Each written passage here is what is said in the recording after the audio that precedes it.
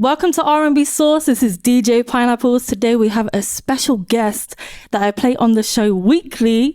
He really is giving us the R&B we love. Welcome full-time Grammy nominee Kenyon Dixon. What's up? What's up? How are you doing? I'm amazing. This weather sucks, but you know, I'm doing okay. Do you know what? Tony, they lied to me. It never absolutely rains in Southern California. As an LA native, I never understood that song because I grew up on rain, so I don't know what LA they're talking about. But Kenyon, as we're in your hometown of LA, I want to take it back to the beginning. What are some of your first musical memories?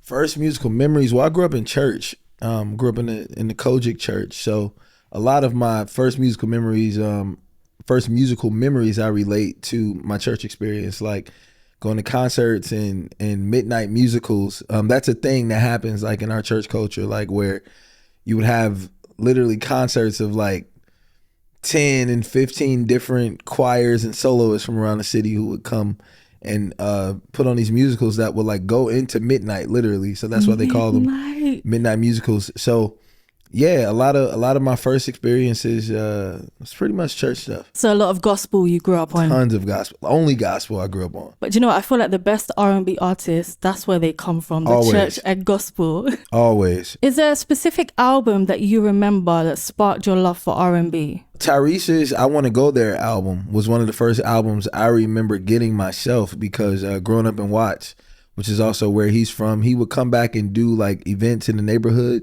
like little charity events. And one year he came to our neighborhood park, Will Rogers, and he was giving away like CDs. And I remember getting one of those CDs. And so that album,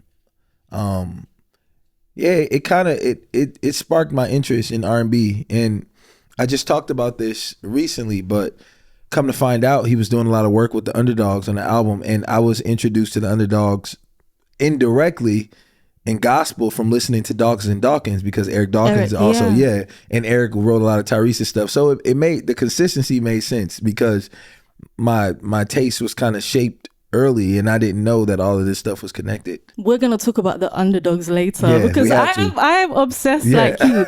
So you would say that was your first introduction to R&B coming from the gospel background? That was for sure one of like my own first introduction. You know what I mean? That's an album that I remember like when I could make the decision myself that I was like, I really like this. And how old was you? I had to be maybe like 12, 13. Okay, that's a good age though to get into R&B.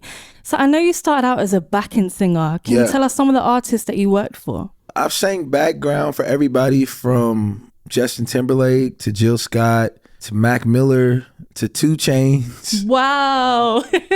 Charlie Puth, Kirk Franklin, Kelly Rowland. Carl Thomas. I've worked with Carl Thomas, Brandy, Charlie Wilson, Monica, like everyone, literally. A whole list Tyrese of Tyrese, absolutely, and Tank and Genuine. Oh wow, that's TGT. TGT. So that was those are some of the artists that I work with. Faith Evans, big shout out to Faith, man. That was one of my favorite gigs. That is a crazy list of artists. That is a real flex. And doing R&B and then doing the 2 Chainz as well. Yeah. Very versatile. So random, man. I was a part of when I believe my group of BGVs with 2 Chainz is how the whole trap choir thing started. I love that though. So when you started doing backing vocals and you done it for Brandy, what did she send you? Did you have to learn yourself or did she send you like the parts, the stems? I mean, when you're working with, I work a lot with Adam Blackstone, who is musical director to the world. Yeah. Everyone. And so, we have our system. Like Adam always, we'll have stems. We'll learn the song as is.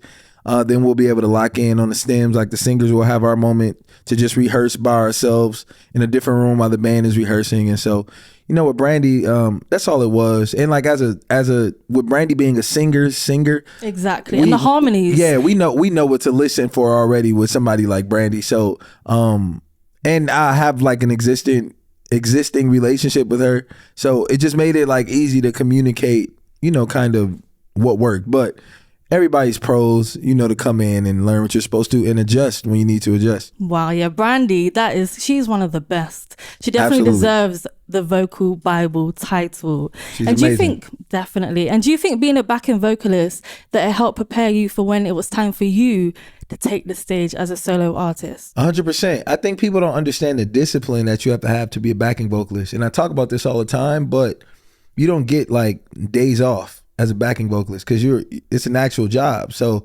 every night your job is to be accurately what they hired you to, who they hired you to be. And so that discipline I learned, and learning how to listen to other people, and because you're not just singing for yourself, learning the importance of a unit, because if one person is wrong or out of place, that affects the entire, that affects the entire unit. And so I think the way that it's helped me as an artist is because you have a lot more freedom as an artist. Like if I want to get on stage and change the show and do something different every night, it's like I have the freedom to do that. But in the back of my mind is always the discipline of making sure that the show is exactly what I want it to be every time. So that's something that I've learned from background singing, just how to get the result that I want, like consistently, and what that takes. And do you feel like it helped with your confidence as well? Or do you feel like you were always pretty confident? I grew into my confidence, especially as an R&B artist coming from the church, because that's so polar opposite of what I was raised on. So it did take me a while to be comfortable with what I chose to do, because it was a different dynamic than the norm. But it definitely helped me with my confidence because of the way that it developed the skill. So it put me in a place to where, like, even my best show, I know is still even a show that's not my best, I know is still a great show, because I know the discipline and the skill that I have and how I've worked to develop it, so that no matter what I do, it lands in a place that's satisfactory for me. So it definitely has given me some confidence. And do you feel like it also helped you be able to maintain your voice and how to take care of it? Because you're singing all the time, and 100%.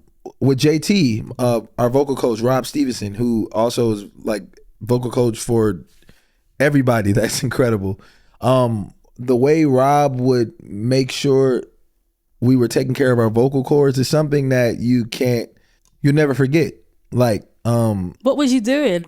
What are some tips? Well, one, warming up is important. I think we sleep on the fact that our voice, like, it's a muscle. So the same way, if you go in the gym every day and you work out and then you don't work out for 2 weeks, you're crazy if you think you're going to just go back in the gym and pick up where you left off. Like, you have to literally strengthen all parts of your voice. So learning how to do that, and like vocal wellness, like making sure you stay hydrated, not smoking, not drinking. These are things, this is how you maintain your voice, on the road. And so just doing those things, even warming down, was something that I learned from Rob, because everybody warms up. Wow, I've never heard of that. Yeah, so we learned that when you're done singing, your voice is basically still on defense. So you have to warm down to get it back to its like normal place, because it's still prepared to work.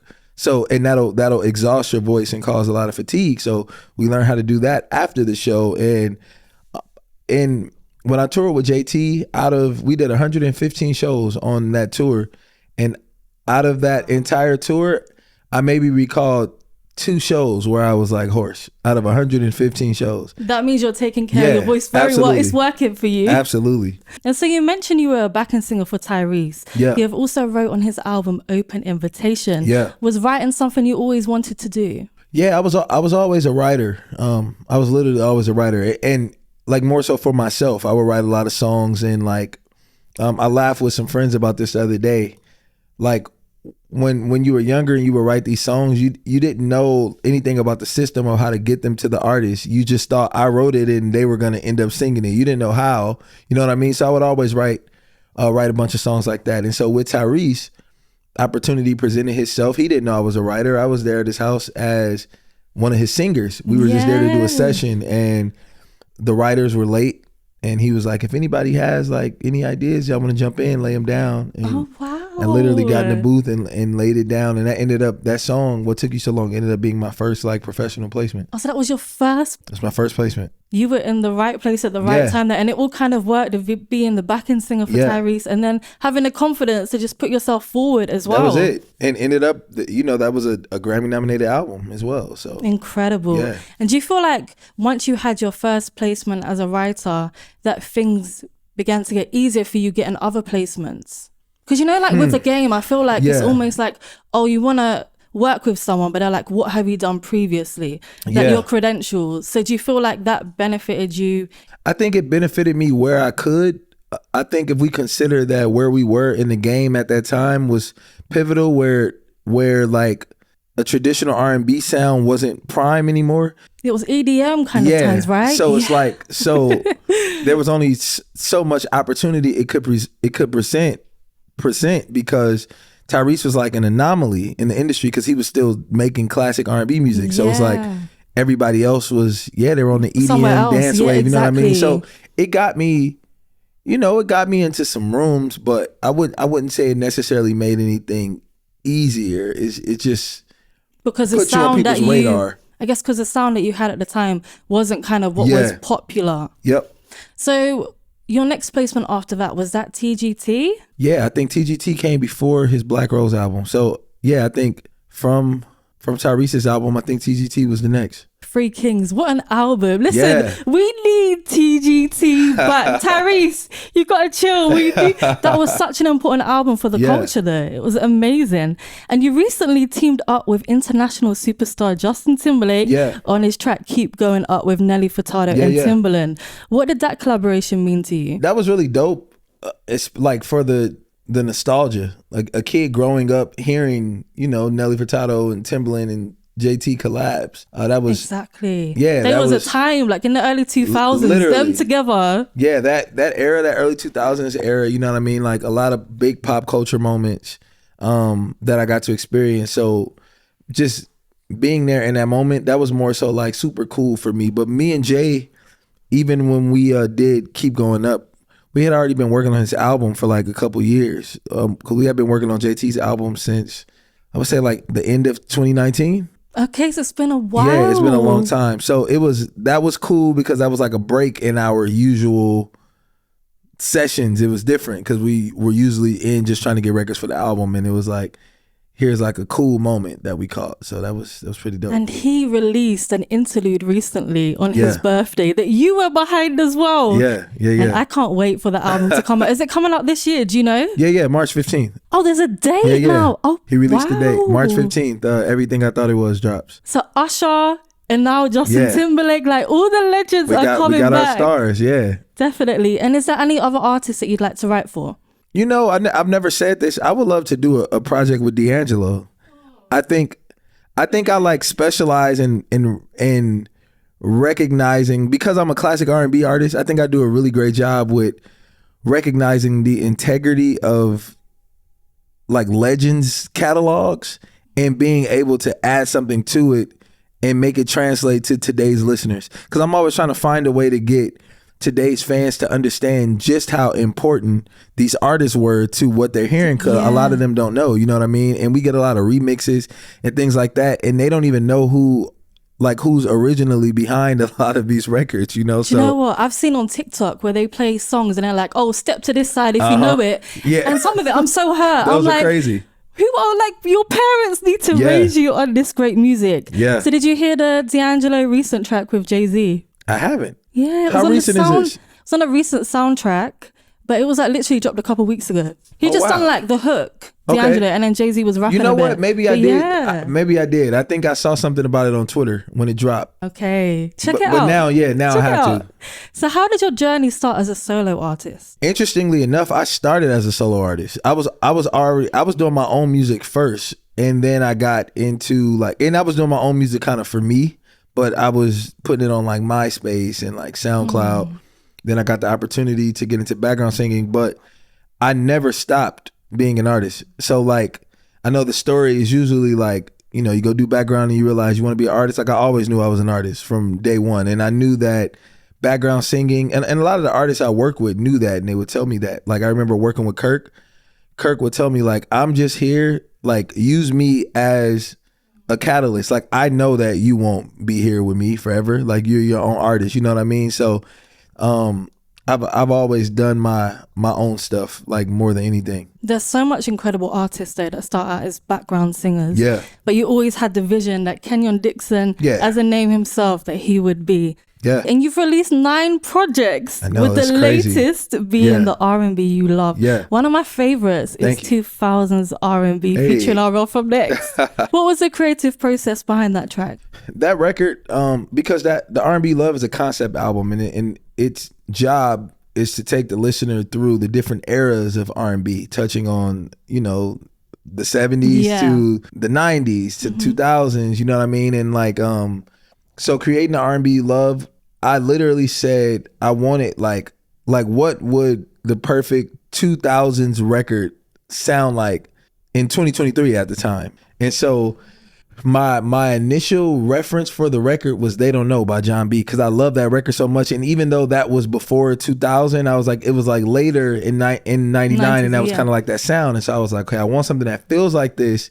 And then I start thinking about all the 2000s records that I love, like One Wish by Ray J, like the Brandy records, and How You Gonna Act Like That, Tyrese. And so when I started working on that record, I had wrote the song, and I was like, I'm always, with features, I never write songs with the intent to have a feature. I'm always like, if I feel like somebody should be on the song, then that's when I'll go for the feature. But I'm not the person that's like, I gotta get a feature on this record. It's like, if I don't feel like a feature should be here, I won't do it. So 2000s R&B, I was like, I want a feature, but if I get a feature, it has to prove the point. It has to be somebody from that era. Yeah. I was like, I don't Makes think, sense. yeah, I'm like, I don't think I should collaborate with like a modern artist. I have friends who would kill it, but I'm like, It makes sense. yeah, Yeah. like it'll drive the point. And so I reached out to RL. You know, RL he had shown love before, man. He's a really like nice and gracious guy. He really like gives some good love to like our generation of R&B, you know, 'cause That's so we don't always important get that. as well, yeah. And so, you know, I'm like, I reached out to RL like, hey man, like I got this record, like, and I think that like you would be perfect for it, because I think you understand this era. Like I learned a lot of what I know about this era from listening to artists like yourself, you know. And I was like, you know me, I'm always like, no pressure, I'm just sending it. Like if you hear something, cool. And he hit me back and was like, man, I love it. Like I'm gonna, you know, I'll get some over to you. And like within like a day, he had sent me back. Really? Yeah, So the verse. quickly? Yeah, it was super quick. Do you know what? RL still sounds great. I actually saw him in Amazing. London a few months ago, Yeah. and just live. He's definitely someone that still has taken care of his voice. Because, you know, Absolutely. sometimes... That's not always a story. Yeah, exactly. RL sounds amazing. And I love the references, like you said, in 2000s R&B with Yeah. Ray J, One Wish, Case. Yeah. But Case, I can't Missing sing no You, yeah. more. Next Wifey. Yeah. And you know what? My favorite song of all time is Brandy, When You Touch Me. So that little, I love the Yeah. detail, you know, that you put I into that appreciate it. track. And you also have a track on the album called Good Love. Yes. That brings us back to the early 90s with Yeah. a Babyface and After 7 feel. Yeah. What inspired that song? Babyface and After 7. I think my goal with that was like literally like how can I pay homage to like a Babyface record? Still making my own thing, you know what I mean? But I'm like, I feel like he deserves to be highlighted more in my generation of He's a legend. music. Like undoubtedly he's a legend. So that's really how that happened with Good Love. And that was one of my favorites. Like when I heard Definitely that, a standout for me as well. yeah, that was one of those tracks. It just feels good. It feels amazing live. I can't wait to do like that record, especially on tour. But I feel like you have just mastered like being able to do classic R&B and it's still sounding current, and that is so important, you know? Yeah, I think that comes from genuinely being a student. Like, so as much strategy and meticulation as there is like behind, or intentionality I should say, behind the records, the biggest part of it is that it's already in me because I've studied it. So it's like it comes out and I naturally have the ideas, because I couldn't imagine trying to construct music like and treat it like an equation, you know what I mean? Like there's a natural part of it that has to happen in order for the song to have relatability and connectivity. So I think I've done my fair share of being able to be around, being around these artists firsthand, and then just doing research to find the feeling more than anything. So the feeling, that is so important. And I want to say a huge congratulations on being Grammy nominated. Thank you. For Lucky. Thank you. How did that feel for you? That was amazing. I think it's crazy because having experienced that or something comparable 3 times before this last time,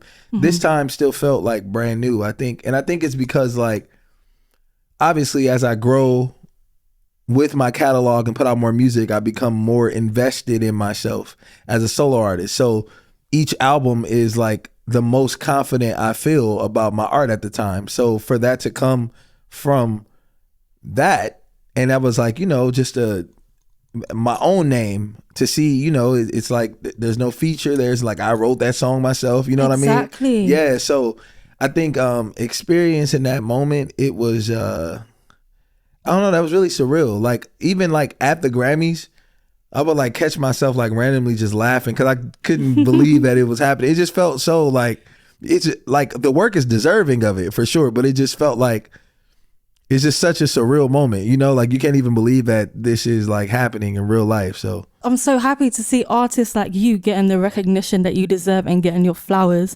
Next year, we are manifesting the win. Oh yeah, it's happening. We got the win. We're manifesting the trophy. Yeah, no, for sure. Yep. Listen, nominated for a Grammy alone is an ultimate flex. We walked in with the win. Your daughter, having Alex Isley be nominated, and then you as well. What a moment for her. I love that for her, man. And so she loves special. it. That is not normal. Yeah, she's literally our biggest supporters, man. So I love it. Like, anytime, I remember when the nomination happened, she would constantly pull it up on YouTube over and over and over, and then she'll be like, okay, when they say your name, like, we have to scream, and she'll just keep playing it over and over. Like, so is she into music as well? Oh yeah, she's a genius. Okay, she is a genius, a perfect pitch having genius. Yeah. And another one on my go-to tracks is 98 Vibes Do You Right, featuring Tiffany Goucher. What is it about the year 98 that is special to you? That's what I want to know, but more so, what was, like, why did they come out with so many incredible records in the year 1998? Like, we got Tamia, So Into You. We got John B. They Don't Know. We got, like, there were a bunch of records that happened during that time that I'm like, that was a golden time. Yeah. Kelly Price as well, friend of mine. Oh my God, yes. Like, Cheers to You, Player. There's just so much. Player is a good one. Yeah. I made a whole playlist of literally 98 I need vibes. to check it out. Yeah. Do you know a year that is special to me as well is 2002? Like, yeah. For me is just incredible. 2002 was a good one. Yeah. Full Moon, Brandy. Full Moon. And I love the fact that your album feels so cohesive. I love the interludes and the storytelling. How do you go about choosing the track list on your project? So I sequence everything myself. So I record all of my music at home. Wow, you got a little home studio. Yeah. So I, like, literally every album I've ever put out, I've never recorded a full album in the studio ever. It's always at my house. And so with the sequencing, what I do is, once I identify the first song that I want for the album, I'll take bounces, I'll put them in Pro Tools, and I'll line everything up at the end of that first song. And then I'll play the end of the first song and unmute the next track until I feel like, okay, this one feels like it should be next, and I'll move all the rest of them down. But sometimes I get to the point to where I feel like none of them feel like they should be next, and that's how I get to my interlude. So I'm like, okay, so I have to find something that takes me from here. Like a transition in between. Yep. Yeah, because that's definitely something that you have mastered. Thank you. And so, Kenyon, you have teased a deluxe version. Do you have a release date in mind?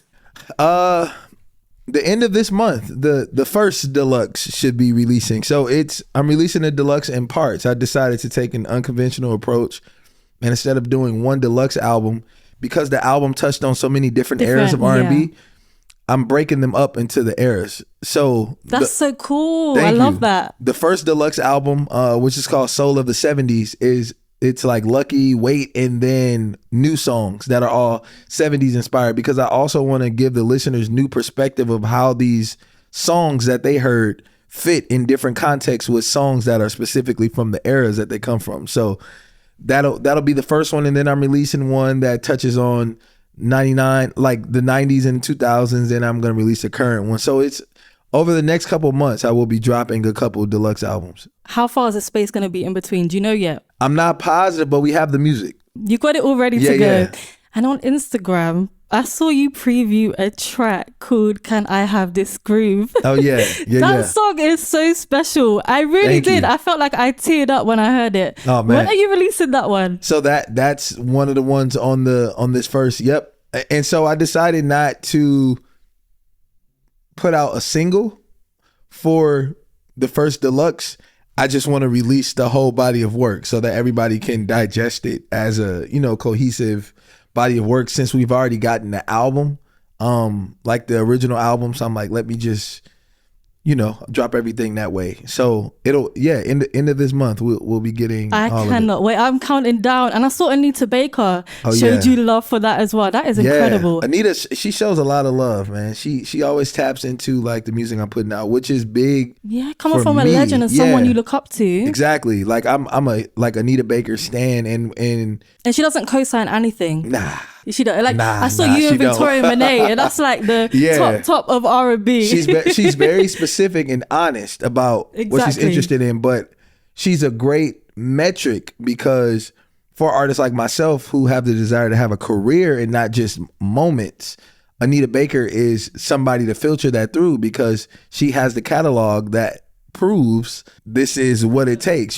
So hearing her say that these songs are like, they feel good or have the potential to be like classic songs, like I don't take that lightly. You are definitely making classic songs. The music you make is timeless. Thank you. And I want to ask you, how do you feel about the state of R&B right now?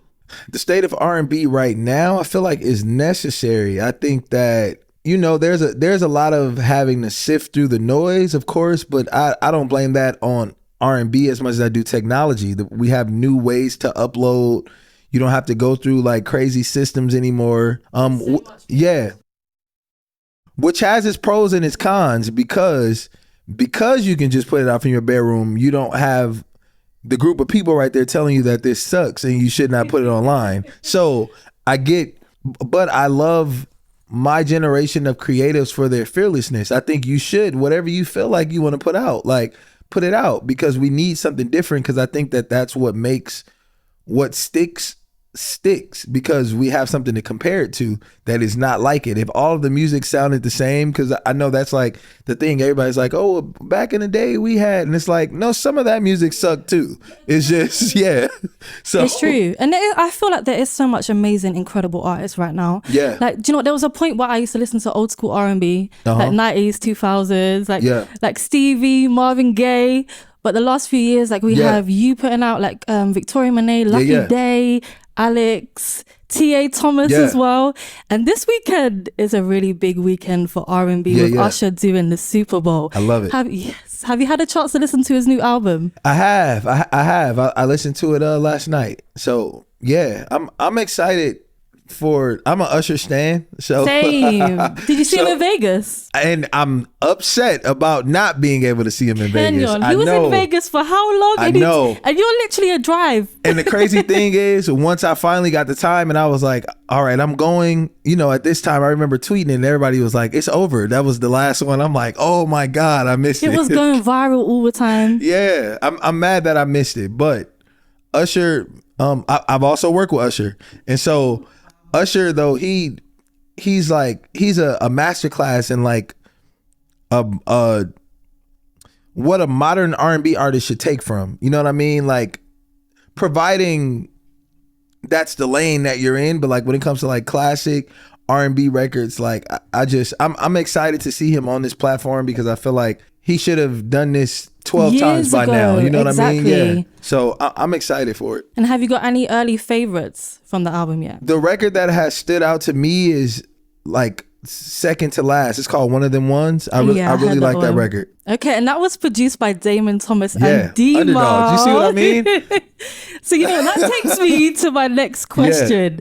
Kenyon, I am the biggest Underdogs fan, and I know you are too. Yeah. So I want to know your top 3 Underdog songs. Easy. Okay, let's go. Top 3 for me, I'm going to go How Could You, Mario. What a bridge. Yeah, amazing. I'm going to go... I have to go a Chris Brown record. I don't know which one I want to go with. Take You Down is a popular one. And shout out to my guy Mars. I think I'm gonna Take You Down. I'll go with Take You Down. And I'm gonna go with. There's so much. There is. We could say top 30. Really? Maybe I'll go Omarion when I'm trying to. Okay, yeah. So not you go for the because I'm trying to. I love but I'm trying to. There's like these extra R&B elements in there. I think that are like super friendly to like the musician. So I think I'm trying to is another one of those amazing records for me. But we could talk underdogs all day. Do you know what? I love Ruben Studdard, Change Me. Oh yes. Yes. And I also love Avant, Can't Wait. Joe, Priceless. Joe, we didn't even go Joe. Yeah, you can't go wrong with underdogs. Joe Thomas is literally like my number one. Like he is the GOAT for me. And also Tank, Sex, Love and Pain, that whole album. Absolutely. Incredible. Yep. So I want to know, what is your favorite era in music? Early 2000s for me. And I think mainly because that's really when I got a chance to freely start listening to R&B music. Yeah. So that's where I connected with it the most. And then there's obviously like a lot of pop culture moments that we experience. I feel like early 2000s was incredible, but for me personally, like when it got to the later 2000s, I wasn't really too much of a fan. 90s was a bit more flawless in a way, but I feel like the late 90s to the early 2000s, like maybe 96 to 2004 or something like that. I was going to say 98 to 2007. Okay, so still around, later. I mean, Sex, Love and Pain, I need to include that in there. Yep. Okay, what about your top 3 modern R&B classics? Roll Some More, Lucky Day. Do you know what? Let me just say, that is the most popular song. Yeah, that's a good one. When I ask people that question, I've had like 4 people say that so far now, and in a row, back to back. Everyone is saying but Lucky Day is incredible. That's one of those records. I love that. I'm gonna go. How does it make you feel? Victoria Monet. Come on, Ken. That song. Do you know what? It's a great song. When I used to listen to it at the start, I literally would tear up every time. Yeah, it's just so beautiful. Shout out to D-Mal. That's a good record. D-Mal's incredible. And I'm gonna throw my own record in there. Love on Replay. Go ahead. Love on Replay. I have to throw in there. You definitely got classics. Okay, what about your top 3 R&B albums? Let's go Usher, Confessions, obviously. Yeah, 20 years this year. This one is more progressive R&B leaning, but Miguel, Kaleidoscope Dreams. I know that front to back. That's one of those ones for me. That's a great album. Yeah, and then I'm gonna go Brandy, Never Say Never. Okay. Yeah. Do you know what? Never Say Never and Full Moon are both insane. Like they're both classics. Yeah. So. Never Say Never has put that on everything though. And that record to me trumps everything. You prefer it to When You Touch Me? It's there's something about it where she was on Never Say Never, where her voice was, it hadn't fully matured yet. So there's this innocence in the approach of what she's singing about that I don't think it's possible to recreate. And then there's a simplicity in the production, like you really just hear drums and keys, like you know what I mean. It's there's like a yearning in that. Yeah, her delivery is incredible. Okay, so you've met lots of different artists. Would you say there was anyone that you felt starstruck from meeting? When I met Stevie Wonder, that was pretty crazy. I sang with Stevie. Wow, that's a legend. Yeah, it's like that's like that's the top. You can't get any higher. And I feel like I've had a reintroduction to Stevie every decade of my life.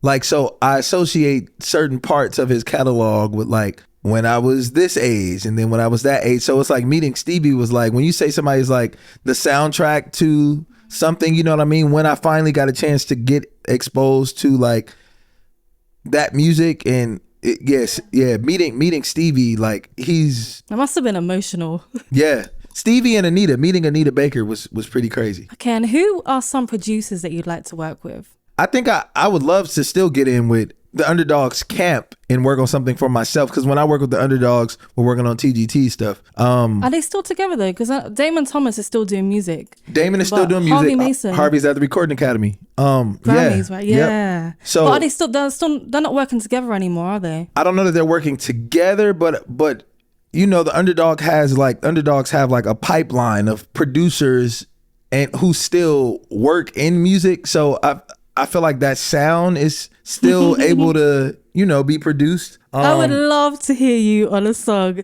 like the Underdogs. That would be that would just be like one of those moments for me. Yeah, we need it. Underdogs, D-Mile. I love to work with D-Mile. I lean towards producers who are musicians.